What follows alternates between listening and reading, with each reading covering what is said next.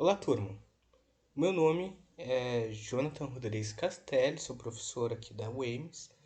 Vou ministrar para vocês a disciplina de Economia Monetária. Então, o tópico da aula de hoje vai ser basicamente explicar como vai se dar o andamento do semestre e a estrutura do curso. Então, primeiramente, a gente tem que definir bem qual que é a temática da disciplina de Economia Monetária. E o tema principal é nada mais nada menos do que tutum, din-din, bufunfa, grana, verdinha, bolada, bagarote, arame, capim, algum, papel, erva, gaita, luz, massa, milho, trocado, etc, etc, demais nomes que vocês podem pensar para nomear o dinheiro, para nomear a moeda. Isso tudo porque dentro do nosso sistema econômico, que é um sistema econômico capitalista monetário, ou seja, as transações econômicas, as finanças, o funcionamento do mercado depende da existência de moeda para fazer ele funcionar de maneira adequada. Nesse sistema, a moeda é essencial. Todas as mercadorias, todo serviço, todo tipo de trabalho tem preço, tem uma etiqueta, né? E essencialmente as economias capitalistas são economias monetárias. E a economia monetária, ela pode ser vista, né, e entendida como uma área da macroeconomia. Então, quando a gente pensar, né, quais são os principais grandes agregados econômicos que existem num determinado país ou região, eles são expressos em moeda. Seja, né, por exemplo, pegar o PIB, ou Produto Interno Bruto, ou o PNB, que é o Produto Nacional Bruto, eles são expressos seja em dólar, seja em reais, seja em guarani, seja em libras, etc., a depender da moeda local, né, e da comparação que vocês estão tentando fazer na sua análise econômica. Então, antes de mais nada, a relevância da moeda para a macroeconomia é que ela é uma forma de contabilizar as contas nacionais, o agregado econômico, e ter uma noção de qual é o tamanho efetivo da nossa economia. Para vocês terem uma ideia da relevância da moeda para o sistema econômico e para a teoria econômica, ela é tão relevante que o curso de macroeconomia que é ofertado na Universidade de Chicago não se chama macroeconomia, se chama money, que é moeda. Tá? E também é uma música muito boa do Pink Floyd. Então, dentro desse escopo, dessa abordagem, a gente vai apresentar diversas correntes, diferentes abordagens teóricas da macroeconomia para a questão da moeda. A economia, como vocês bem sabem, ela não é uma ciência única, ela é uma ciência plural. A gente não tem um único paradigma econômico. Então a gente vai ter, a depender da metodologia, do método científico que a gente está adotando, a gente tem diferentes abordagens, diferentes formas de tratar um mesmo objeto. E, e isso vai resultar em teorias distintas. Né? Da mesma forma, isso se aplica para a questão da moeda. A gente vai ter abordagens que com pressupostos de axiomas distintos e que vão entender a natureza da moeda e o seu funcionamento para a economia também de maneira distinta. Dentro, né, da economia, a gente entende que se pegar o livro-texto, muitas vezes parece que existe um paradigma único. Esse paradigma é a da chamada ortodoxia, que são economistas que têm um método científico popperiano, né? Uma percepção de que a ciência anda em linha reta. Ou seja, né, eu tenho uma determinada teoria, né, e à medida em que ela tem comprovação, né, do teste de hipótese dela, e ela vai ter validade até ela encontrar alguma dificuldade para explicar a realidade. Quando isso acontece, surge outra teoria que a substitui. No entanto, a ortodoxia tradicional da economia, além disso, ela vai ter uma percepção de que existem alguns axiomas básicos da teoria que são imutáveis. Tá? Por outro lado, a gente vai ter a heterodoxia, que são escolas que apresentam abordagens distintas ao que a ortodoxia geralmente apresenta. Dentre essas escolas, a gente vai ter a teoria marxista, a teoria institucionalista, a economia comportamental, a teoria neo-schumpeteriana, a teoria austríaca, entre outras, né, a teoria keynesiana, entre outros tipos de abordagem.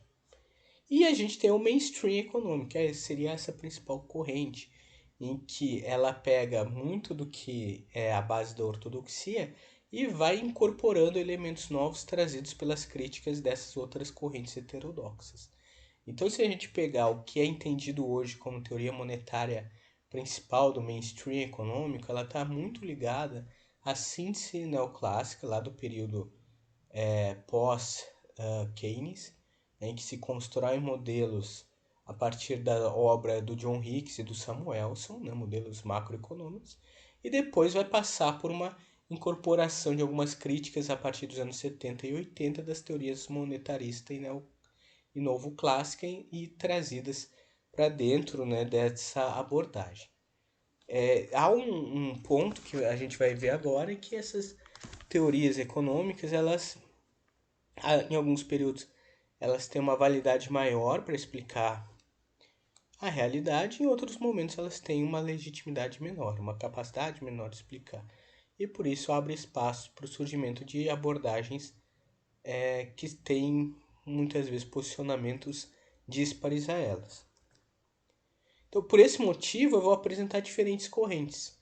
Tá? Então, não estranhem que, num primeiro momento, a ideia do curso é apresentar o processo de evolução da teoria monetária ao longo do tempo, ao longo da história econômica. Então, a gente vai iniciar com a teoria clássica. Essa teoria clássica ela vai ter como representantes o Smith, o Ricardo, o Mill, o Jean-Baptiste Say. E essa corrente clássica, ela tem como característica uma interpretação de que os indivíduos eles atuam por alto interesse, e atuando por alto interesse, isso seria melhor para a economia como um todo. Né? Lá na parábola do padeiro do, do Adam Smith, apresentado na Riqueza das Nações. E por esse motivo, se a ação autointeressada leva ao melhor resultado, se o governo tentar intervir nesse autointeresse, nessa ação individual, pode resultar em situações que não são benéficas para a sociedade. Então, eles defendiam a ideia de laissez-faire, que o Estado ele não pode intervir na economia. Nesses modelos, a priori, não existe moeda, ou pelo menos a moeda ela não tem um valor além da determinação de troca. Ela acaba não alterando a decisão de investimento dos indivíduos. Por esse sentido, a moeda na teoria clássica ela é um véu, né? Ela é simplesmente uma forma de obscurecer, esconder as relações de trabalho, mas refletida num valor que tem muito significado por trás, né? Lembrando que esses autores eles têm uma ligação com a teoria do valor-trabalho, principalmente o Smith e o Ricardo, e esse valor que é expresso em unidades monetárias permite a realização das trocas. Ou seja, a moeda, nessa teoria, ela é exógena. Uma moeda exógena quer dizer que ela é determinada não pelo sistema em si, ela não se multiplica pelas relações de troca, mas sim ela é determinada de fora. De fora por quem? O Estado. Então o Estado ele emite a quantidade de moeda, e essa quantidade de moeda na teoria clássica ainda está ligado à quantidade de ouro, né, ou a ideia do padrão ouro existente né, uma moeda com lastro, e por ser exógena também ela é neutra, ela tem essa neutralidade, no sentido de que aumentar ou diminuir mais moeda não afeta o nível da produção econômica e o nível do emprego. Tá? Então esses são os pressupostos da teoria clássica que estão resumidos na teoria quantitativa da moeda, que foi desenvolvida pela equação de trocas pelo Fischer, pelo Irving Fischer, né, onde a TQM, que é a teoria quantitativa da moeda, é representada pela equação MV é igual a PT. Ou seja, é moeda, né, a quantidade de moeda ofertada, vezes a sua velocidade, né, a velocidade de circulação da moeda na economia, é igual o nível de preços vezes a quantidade de transações. O que isso significa? Que quando aumenta o M, aumenta o P, ou seja, se tem mais moeda na economia, aumenta os preços, né? Aumenta a inflação. E se aumenta o V, que é a velocidade de circulação, quer dizer que aumenta o número de transações. Tá? Esse conceito aqui da TQM a gente vai discutir com mais calma quando for entrar na teoria clássica. Agora é só, né, dar um panorama geral. Nesses aspectos a gente vai discutir numa aula específica para essa abordagem, assim como as outras escolas que a gente vai mostrar na sequência. Depois a gente tem a teoria marxista, né, onde o sujeito, o trabalhador, e as relações de trabalho elas representam um capital, e a moeda, aqui ela é uma mercadoria, né, no caso, na teoria do capital, ela, como era padrão ouro, é ouro. Né, a moeda é ouro, representada em onças Troy, que é a medida do ouro, né, do pesagem dela, e a moeda nada mais é do que uma mercadoria especial. Tá? Como aqui no curso de economia a gente não tem uma disciplina de teoria marxista que seria necessária para entender melhor os conceitos da teoria monetária marxista, eu não vou discutir Marx nessa disciplina, tá? Mas fica a sugestão para quem tiver interesse, né, de analisar e entender que existe uma teoria marxista monetária que, que é diferente do que a gente discutiu, do que vai discutir ao longo do semestre.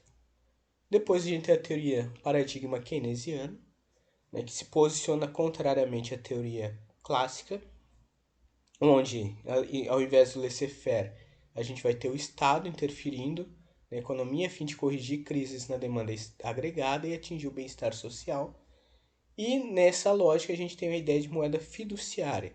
Né? A moeda ela não precisa ter lastro, né? A moeda ela não é uma mercadoria, ela está ligada à fidúcia, ou seja, à confiança. Então, quanto maior a confiança que tu tem no emissor da moeda, maior o valor dessa moeda. Isso vale tanto do porquê que as pessoas confiam numa moeda estatal, quanto porque uma moeda internacional como o dólar tem um peso maior internacionalmente, porque a fidúcia no emissor, que são os Estados Unidos, é maior, né, do que, por exemplo, se fosse o Guarani, ou o Real, ou o peso uruguaio, etc. Né? A importância, né, a relevância e a hegemonia dessas economias internacionalmente é inexistente, né, comparado com a dos Estados Unidos. Então, por isso a moeda internacional também está ligada ao país hegemônico, tanto militar, economicamente, produtivamente e financeiramente. De modo que na teoria do Keynes, como vocês vão ver depois, a moeda vai ser um tipo de ativo, um ativo financeiro com características especiais. E isso vai estar ligado à teoria da preferência pela liquidez do Keynes.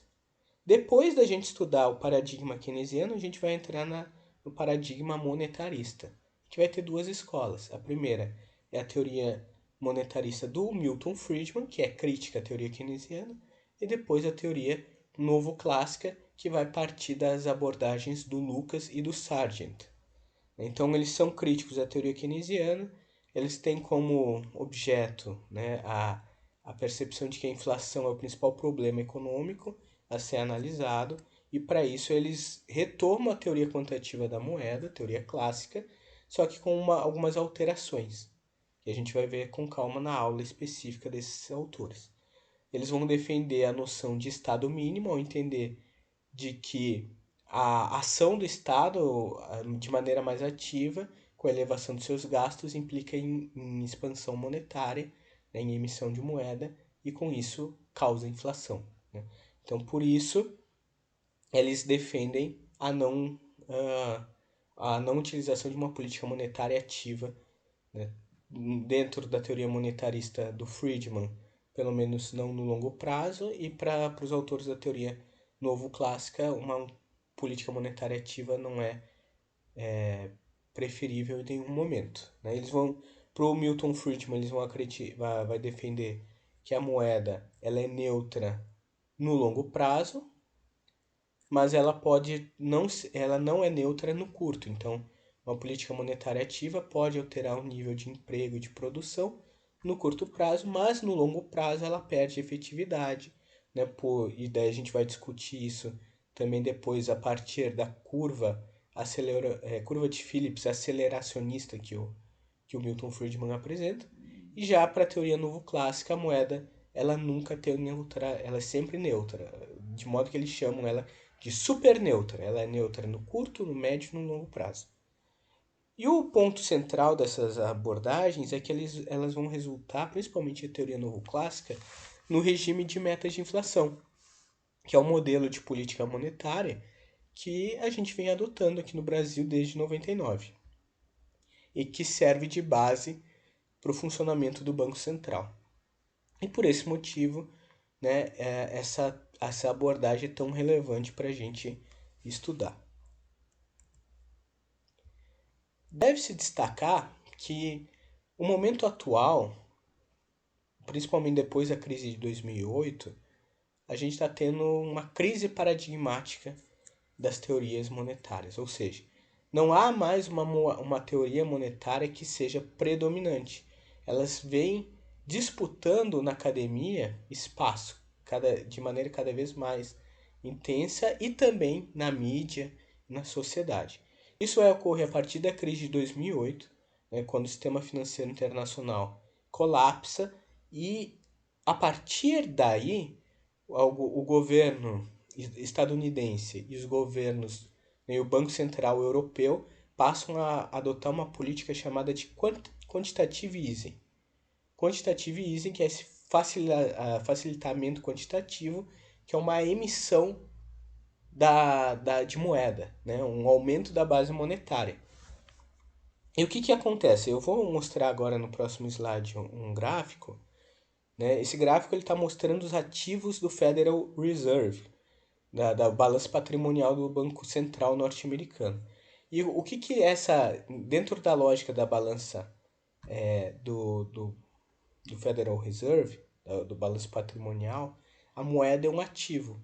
Né? É o ativo que eles vendem para o mercado e ganham direito, né, em relação às pessoas.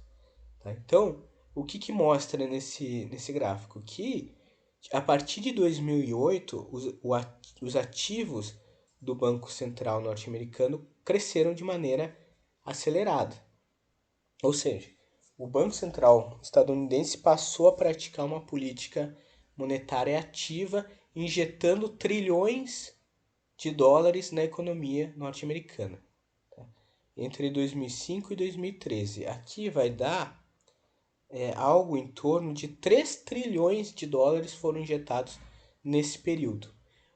Pela teoria quantitativa da moeda clássica, ou mesmo pela teoria quantitativa da moeda alterada do Friedman e da teoria novo clássica, esse aumento de moeda, essa injeção monetária, ela provocaria necessariamente um aumento dos preços. Então, essa política que a gente chama de quantitative easing, ela teria que ter como resultado um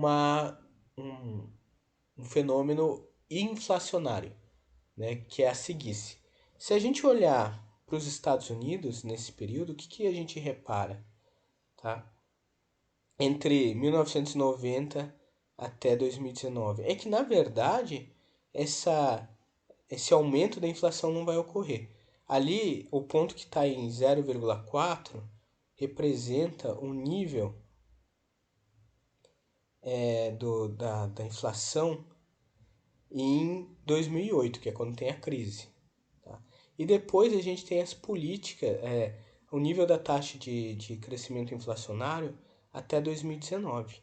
Então, se vocês forem observar, essa taxa ela vai ficar em torno ali de 1,6, 2 ponto algo, né? Vai ter momentos que vai ser maior, por exemplo, em 2010, que vai ser 3,2, mas em 2011 já cai para 2,1 e vai ficar em torno disso ao longo do tempo. Sendo que em período, por exemplo, em 1990, essa taxa de inflação era em torno de 5,4 e a média histórica fica ali em torno de 2 ponto alguma coisa e 3, tá? Ou seja, o aumento da base monetária com quantitative easing não causou inflação nos Estados Unidos. E é essa a situação que é chamado de puzzle, que é um quebra-cabeça econômico, tem motivado que ocorram críticas à política monetária tradicional ligada à teoria monetarista e novo clássica. E com isso, outras correntes têm ganhado espaço na mídia e na academia, retomando um debate das diferentes correntes econômicas. Uma delas que tem ganhado força é a teoria monetária moderna, a Modern Monetary Theory, né, também conhecida como MMT, que é uma corrente pós-keynesiana da teoria monetarista, onde aqui no Brasil ela vem sido discutida principalmente na grande mídia pelo André Lara Rezende, que é um dos pais do Plano Real. Né? Um dos livros que ele vai discutir um pouco melhor a MMT é o livro Juros, Moeda e Ortodoxia, de 2017. Junto com a MMT ainda vai ter um debate do que é moeda efetivamente, da natureza da moeda, com o surgimento dos blockchains e das moedas virtuais, das criptomoedas, como as bitcoins, que a gente também vai discutir mais para frente, né, numa aula sobre isso. Então, essas mudanças que vêm ocorrendo com o quantitative easing, com o surgimento de novas teorias, com a criação das criptomoedas, tem tornado mais relevante o debate da teoria monetária, né, e feito com que diferentes abordagens ganhem espaço para serem analisadas. E por esse motivo, o objetivo da disciplina aqui vai ser apresentar essas diferentes abordagens para também vocês poderem se posicionar e compreenderem as políticas monetárias que, a depender do Banco Central, né, das características do presidente do Banco Central e do governo vigente, quais medidas vão ser adotadas, dependendo da teoria que tiverem mais ou menos inclinados. Então a ementa do curso aqui, né, vai ter primeiro o nosso objetivo, vai ser inicialmente demonstrar formalmente ao aluno as principais correntes de pensamento da teoria monetária, mostrando sua evolução para a formação de sistemas financeiros, bem como uma análise das diferentes abordagens de política monetária. Capacitar o aluno ao entendimento do multiplicador monetário e das concepções de operações do Banco Central, familiarizar o aluno com os principais conceitos e enfoques teóricos necessários ao entendimento da problemática monetário-financeira, apresentar a evolução e as características do sistema financeiro no Brasil e sua forma de interação com a autoridade monetária. O conteúdo da disciplina vai ter, a princípio, 7 pontos, tá? Que a gente vai tentar cobrir. Introdução ao estudo da moeda, depois oferta de moeda, uma introdução aos modelos básicos, depois demanda de moeda, uma síntese das principais versões, teoria monetária, interação dos setores real e monetário, política monetária, objetivos, instrumentos e eficácia, a inflação e o sistema financeiro brasileiro. Como bibliografia básica, estão os livros que eu disponibilizei para vocês. Então vão ser 2 principais, o Cardim de Carvalho e o Lopes e Rossetti, mas no plano de ensino da disciplina vocês vão ver que tem outros livros também que são sugeridos como complementação. A avaliação vai ser composta de 2 provas individuais, valendo 50% da nota cada, que vão ser aplicadas no Moodle. Além disso, então as notas basicamente são essas 2 provas, mas eu vou também possibilitar com vocês a realização de atividade em grupo, onde os grupos vão ter que analisar o relatório Focus, que é um relatório do Banco Central publicado semanalmente sobre as expectativas do mercado financeiro. E essa realização dessa atividade, que não é obrigatória, vai valer 0,5 pontos extras na média final. Tá? Então, quem fizer essa atividade pode ganhar até meio ponto na média final da disciplina.